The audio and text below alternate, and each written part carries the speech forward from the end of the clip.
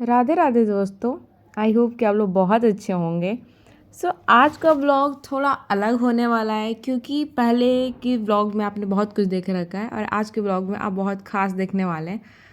ये व्लॉग है हमारे वृंदावन मथुरा का वृंदावन शहर भगवान कृष्ण के बचपन के निवास के रूप में जाना जाता है और इसी वजह से काफ़ी लोकप्रिय भी है। तो सोचा क्यों ना मैं भी यहाँ दर्शन कर रहा हूँ। वृंदावन हिंदुओं के सबसे पवित्र तीर्थ स्थानों में से एक है। यहाँ आपको ऐसे कई मंदिरों को देखने का मौका मिलता है जो कृष्ण और राधा जी को समर्पित हैं। वृंदावन भारत के उत्तर प्रदेश राज्य के मथुरा जिले में स्थित है। एक महत्वपूर्ण धार्मिक और ऐतिहासिक नगर है। वृंदावन भगवान श्री कृष्ण की लीला से जुड़ा हुआ है। यह स्थान श्री कृष्ण की कुछ अलौकिक बाल लीलाओं का केंद्र माना जाता है। यहाँ विशाल संख्या में श्री कृष्ण और राधा रानी के मंदिर हैं। बांके बिहारी जी का मंदिर है, श्री गरुड़ गोविंद जी का मंदिर है, वह राधा वल्लभ लाल जी का है, और ठाकुर श्री पर्यावरण बिहारी जी का मंदिर बड़े प्राचीन है। इसके अतिरिक्त यहाँ श्री राधा रमन, श्री राधा दामोदर, राधा श्याम सुंदर, गोपीनाथ, गोकुलेश, श्री कृष्ण बलराम मंदिर, पागल बाबा का मंदिर, रंगनाथ जी का मंदिर, प्रेम मंदिर, श्री कृष्ण प्रणामी मंदिर, अक्षय पात्र, वैष्णो देवी मंदिर, निधि वन, श्री राम बाग मंदिर आदि भी बहुत अच्छे अच्छे दर्शनीय स्थल हैं जो कि मुझे देखने का मौका मिल पाया है। एंड काफ़ी सारी चीज़ें कवर नहीं हो पाई। उसका रीज़न ये था कि टाइम की थोड़ी सी प्रॉब्लम थी हमें, वरना नेक्स्ट टाइम जब जाऊंगी तो इन सारी को भी देखने की पूरी कोशिश करूंगी। यह श्री कृष्ण की लीला स्थली है। हरिवंश पुराण, श्रीमद् भागवत गीता, विष्णु पुराण आदि में वृंदावन की महिमा का वर्णन किया गया है। कालिदास ने इनके उल्लेख रघुवंश में इंदुमती स्वयंवर के प्रसंग में सुरसेनाधिपति सुषेण का परिचय देते हुए किया है। इसमें कालिदास के समय में वृंदावन के मनोहारी उद्यानों के अस्तित्व का भान होता है। श्रीमद् भागवत गीता के अनुसार गोकुल के कंस के अत्याचार से बचने के लिए नंद जी कुटुंबियों और सजातियों के साथ वृंदावन में निवास के लिए आए थे। विष्णु पुराण में इसी प्रसंग का उल्लेख है। विष्णु पुराण में भी वृंदावन में कृष्ण की लीलाओं का वर्णन है। वर्तमान में तटीय स्थान निधि वन, सेवा कुंज, मदन टेर, बिहारी जी का बागीचा, लता भवन, प्राचीन नाम टेहरी वाला बागीचा था, एंड आरक्षित वनी के रूप में दर्शनीय है। निधि वन श्री बांके बिहारी जी मंदिर से काफ़ी करीब में ही है। यहाँ की मान्यता है कि यही भगवान कृष्ण गोपियों के संग रास रचाते थे। लोग किंवदंतियों हैं आज भी रात में रास रचाते हैं, ऐसे मतलब बोला जाता है। लोगों के मुंह से ऐसे सुना गया है। एंड मैंने भी चीज़ें काफ़ी ज़्यादा सुनी हुई हैं। अंदर तो था कि काश मुझे देखने को मौका मिलता, लेकिन ये पॉसिबल नहीं है। हम जानेंगे प्राचीन वृंदावन के बारे में। कहते हैं कि वर्तमान वृंदावन असली या प्राचीन वृंदावन नहीं है। श्रीमद् भागवत गीता के वर्णन तथा अन्य उल्लेखों से जान पड़ता है कि प्राचीन वृंदावन तो गोवर्धन के निकट कहीं था। यह तब गोवर्धन धारण की प्रसिद्ध कथा की स्थली वृंदावन पारशौली परम रास स्थली के निकट था। अष्टछाप कवि महाकवि सूरदास इसी ग्राम में दीर्घकाल तक रहे थे। सूरदास जी ने वृंदावन रज की महिमा से वशीभूत होकर गए थे और हम ना भई वृंदावन रेणु। ये गीत बहुत प्यारा था। और साथ में ब्रज का हृदय, वृंदावन को ब्रज का हृदय कहते हैं, जहाँ श्री कृष्ण ने अपनी दिव्य लीलाएं की हैं। इस पावन भूमि को पृथ्वी का अति उत्तम तथा परम गुप्त भाग कहा गया है। पद्म पुराण में इसे भगवान का साक्षात शरीर, पूर्ण ब्रह्मा से संपर्क का स्थल तथा सुख का आश्रय बताया गया है। इसी कारण से यह अनादिकाल से भक्तों की श्रद्धा का केंद्र बना हुआ है। चैतन्य महाप्रभु, स्वामी हरिदास, श्री हितर हरवंशी और महाप्रभु वल्लभाचार्य आदि अनेक गोस्वामी भक्तों ने इसके वैभव को सजाने और संसार को अनश्वर संपत्ति के रूप में प्रस्तुत करने में जीवन लगाया है। यहाँ आनंद प्रद युगल किशोर श्री कृष्ण एवं श्री राधा की अद्भुत नृत्य विहार लीला होती रहती है।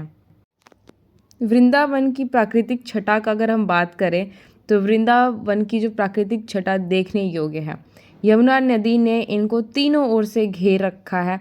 किसी समय यहाँ के सघन कुंजों में भांति भांति के पुष्पों से शोभित लता तथा ऊंचे ऊंचे घने वृक्ष मन में उल्लास भरते थे। वसंत ऋतु में आगमन पर यहाँ की छटा और सावन भादों की हरियाली आंखों को शीतलता प्रदान करती है। अब इस प्राकृतिक छटा में थोड़ी सी कमी आ गई है क्योंकि हमारा जो इंडस्ट्रियलाइजेशन जो हुआ उसके कारण से हमारी यमुना माँ बहुत ज़्यादा कष्ट में है। वृंदावन में श्री यमुना के तट पर अनेक घाट हैं। उनमें से कुछ प्रसिद्ध घाट हैं जैसे श्री वराह घाट। वृंदावन के दक्षिण पश्चिम दिशा में प्राचीन यमुना जी के तट पर श्री वराह घाट अवस्थित है। तट के ऊपर भी श्री वराह देव विराजमान है। पास ही श्री गौतम मुनि का आश्रम है। साथ में काली यदम घाट है, इसका नमंतम काली यदह है। यह वराह घाट से लगभग आधे मील उत्तर में प्राचीन यमुना के तट पर अवस्थित है। सूर्य घाट है।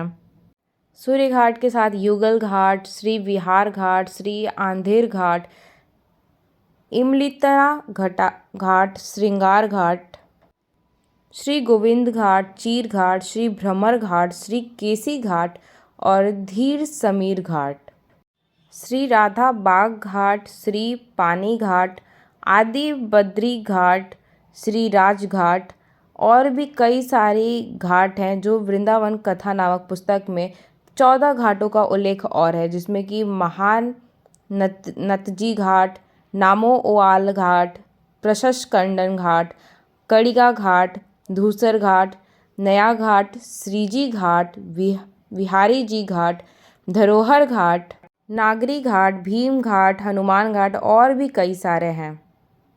वृंदावन में घाटों के अलावा कई सारे महल भी थे। उन महलों में से कुछ के नाम मैं बताऊंगी यहाँ पे।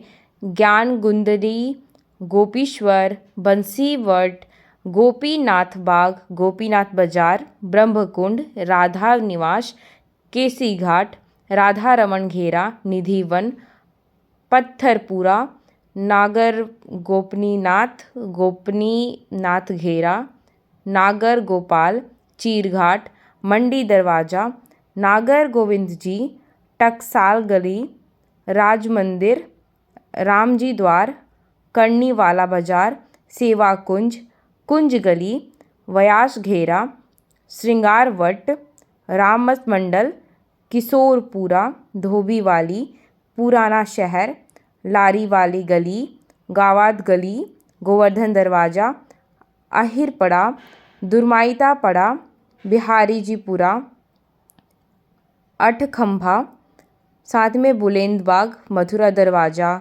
गवर्वन, गोविंद कुंड, सरस्वती विहार, राधा बाग और भी कई सारी जगहें हैं।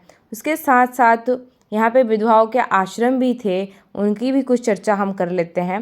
वृंदावन को विधवाओं के आश्रम के रूप में भी जाना जाता है क्योंकि बड़ी संख्या में विधवाएं अपने पति को खोने के बाद शहर और आसपास के क्षेत्र में चली जाती हैं।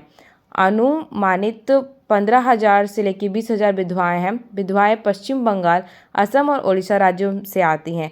कई लोग भजन आश्रमों में भजन गाने में समय बिताते हैं। इन वंचित महिलाओं और बच्चों की सहायता के लिए गिल्ड ऑफ सर्विस नामक संस्थान का गठन किया गया है।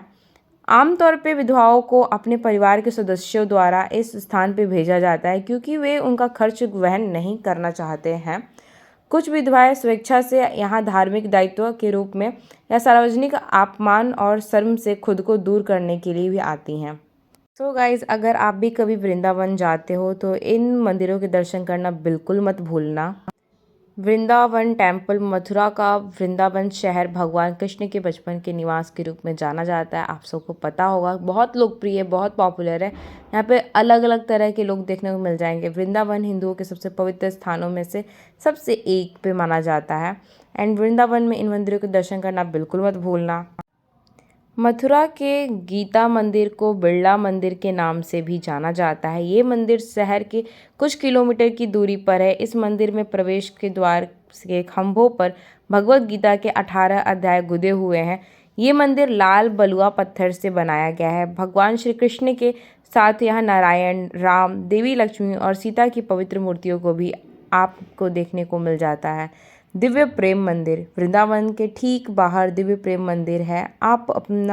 आप नाम से ही समझ गए होंगे कि ये मंदिर प्रेम का प्रतीक है। 54 एकड़ की जमीन पर बने इस मंदिर को जगत गुरु श्री कृपालु जी महाराज द्वारा बनवाया गया था। ये मंदिर राधा कृष्ण के साथ साथ सीताराम को भी समर्पित है।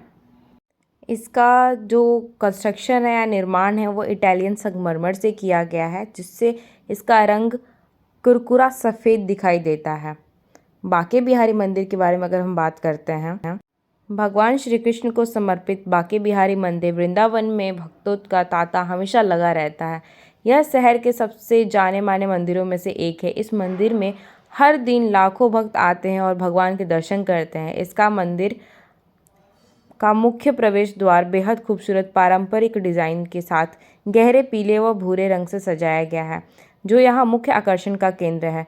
राधा रमण मंदिर वृंदावन के सबसे खूबसूरत हिंदू मंदिरों में से एक है। यह भगवान कृष्ण को समर्पित है, जिन्हें राधा रमण माना जाता है। राधा रमण का मतलब होता है आनंद देने वाला। राधा रमण मंदिर परिसर जो है वो समाधि में भी मौजूद है, जो राधा रमण के स्थल के ठीक बगल में स्थित है। मैं आपको इन सारी बातों के साथ में एक और चीज़ बताना चाहूँगी। जो ब्रज की पावन धूल है, जो ब्रज की मृदा है, वो बहुत ही ज़्यादा मतलब ऐसा माना जाता है कि जब भगवान कृष्ण जो है उस मिट्टी के अंदर में, उस पावन धूल के अंदर में भगवान कृष्ण खुद खेला करते थे, और वो उसी वक्त से अभी तक हमारे धरती पर है। अभी भी हम जो लोग जाते हैं वहाँ पे, लोगों को आपने बहुत ही प्रेम से उसमें खेलते कूदते हुए देखा होगा। उस मिट्टी को वो खाते भी हैं। ऐसा माना जाता है कि भगवान श्री कृष्ण स्वयं उस मिट्टी के ऊपर चले हुए हैं।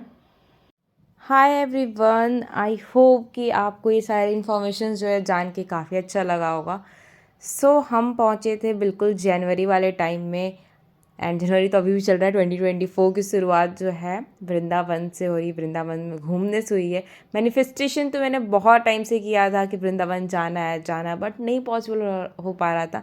ऐसा बोला जाता है कि जब तक भगवान कृष्ण आपको नहीं बुलाते हैं तब तक आप वहाँ नहीं जा सकते हो, और शायद ये वही टाइम था जब भगवान कृष्ण ने डिसाइड किया था कि मैं वहाँ जाऊँगी। मैं आज वहाँ पहुँची हूँ। ठंडी तो आप देख सकते हो बिल्कुल एकदम पीक पे है, एंड टेम्परेचर चल रहा है 5 डिग्री 6 डिग्री, तो काफ़ी ठंडी है। कोहरा भी काफ़ी ज़्यादा हो रखा है, हर जगह फॉग ही फॉग दिख रहा है। स्टाइल तो आप पहले, स्टाइल से ज़्यादा ज़रूरी है हमारा हेल्थ है, तो इसलिए मैंने हेल्थ का ध्यान रखते हुए अच्छे से अपने आप को कवर किया है।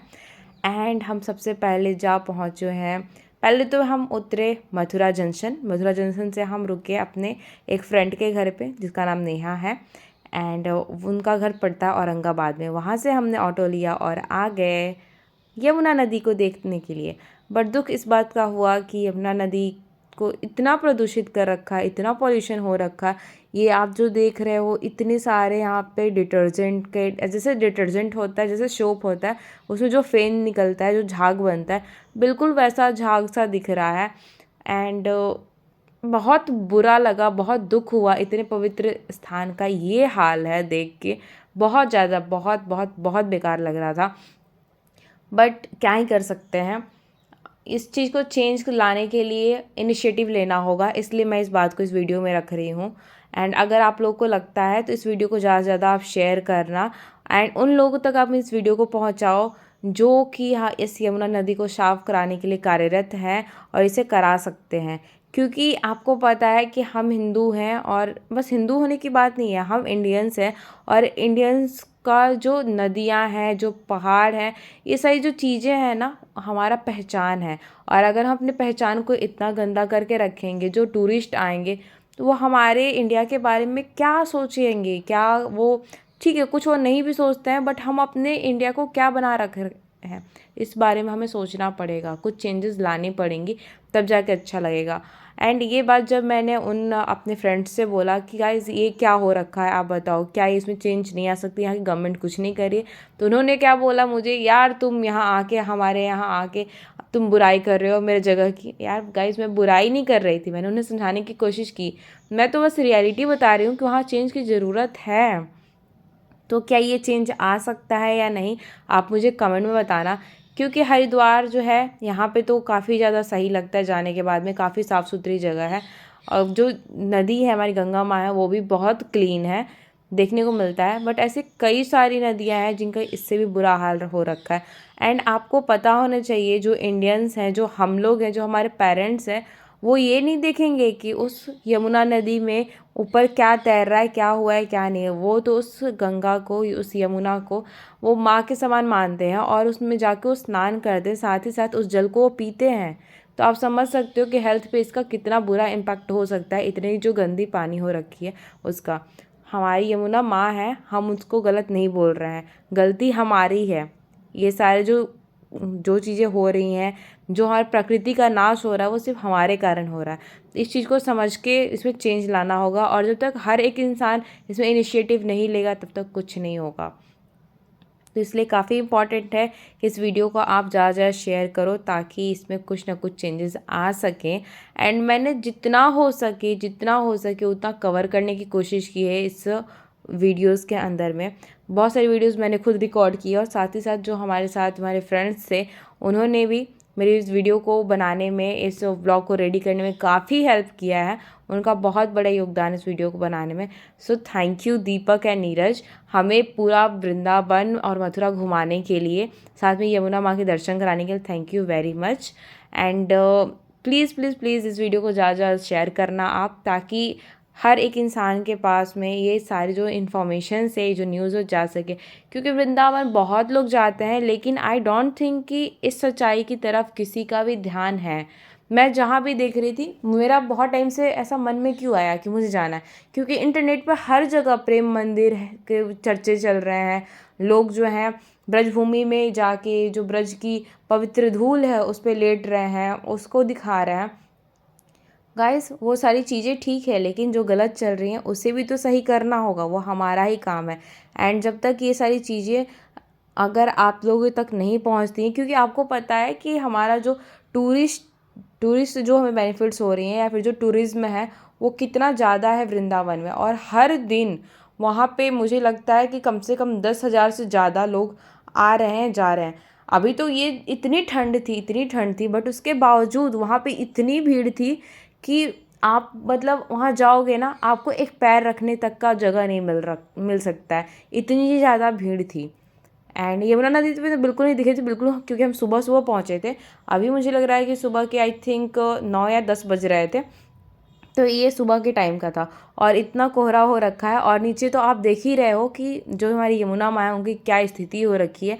बिल्कुल ऐसा, अगर आप दूर से देखोगे, अगर मैं आपको नहीं बताती ना कि ये जो इंडस्ट्री के पानी के कारण ऐसा हुआ है, तो आपको लगता है कि बिल्कुल स्नो गिरा हुआ है, ग्लेशियर मेल्ट हो रहा है, बिल्कुल ऐसी फीलिंग आ रही है इसे देख के। एंड सच में क्या ही बोल सकते हैं। हमने काफ़ी मस्ती किया, हमने काफ़ी अच्छे से ट्रैवल किया, हमारे जो फ़ोटोग्राफ्स निकालने का जो शौक़ था वो भी पूरा किया। बट ये चीज़ मुझे सच में अंदर से बिल्कुल इतनी बुरी लग रही थी यार। एंड वहाँ पे जो लोग हैं वो अपने लाइफ में बहुत बिज़ी हैं। वो लोग जो हैं वो बहुत कुछ कर सकते हैं, लेकिन वो नहीं कर रहे हैं। एंड हम जो हैं, हम तो बस टूरिस्ट हैं, ऐसा मान के चलो। एंड हम इसी कंट्री के टूरिस्ट हैं, हमें एक दिन का टाइम मिला कॉलेज से। आपको पता है कि कॉलेज से हम स्टूडेंट्स के लिए घूमना जाने का जो प्लान करते हैं मैं तो इस चीज़ को ना कम से कम 5 सालों से ऐसे मैनिफेस्ट कर रही हूँ, जाऊँगी जाऊँगी जाऊँगी। बट नहीं हो पा रहा था गाइस, क्योंकि होता है ना कि टाइम हमें नहीं मिल पाता है, बहुत सारी चीज़ें जो है हमारे अकॉर्डिंग नहीं होती हैं। लेकिन फिर भी मौका मुझे जाने का मिला वहाँ, बहुत खुशी हुई। बट इसमें चेंज आने की बहुत ज़्यादा ज़रूरत है। अगर ये सारी चीज़ें चेंज नहीं हुई, दिल्ली का जो पॉल्यूशन है वो आप देख रहे हो, साथ में जो यहाँ यमुना का स्थिति हो रखा वो आप देख रहे हो। अगर चेंज नहीं आता है तो डे बाई डे हमें बस मेडिसिन पे जीने का आदत पड़ जाएगा। सबको एलर्जीज़ हो रखी हैं, बहुत सारी प्रॉब्लम्स आ रही हैं, लेकिन लोग अवेयर नहीं है। मैंने खुद देखा कि वहाँ पे बहुत सारे लोग इस पानी के अंदर स्नान कर रहे हैं, उस पानी को पी रहे हैं। तो गाइस, आप सोचो कि हम उनके हेल्थ पे क्या इम्पैक्ट होने वाला है, जस्ट थिंक अबाउट इट। बाकी तो आप समझ सकते हो कि यमुना नदी जो है कितनी पवित्र है। मैं इसकी बुराई नहीं कर रही हूँ, मैं बस ये इन्फॉर्मेशन के लिए दे रही हूँ कि आपको ये चीज़ पता होनी चाहिए। और यहाँ पे साफ़ सुथरा सफाई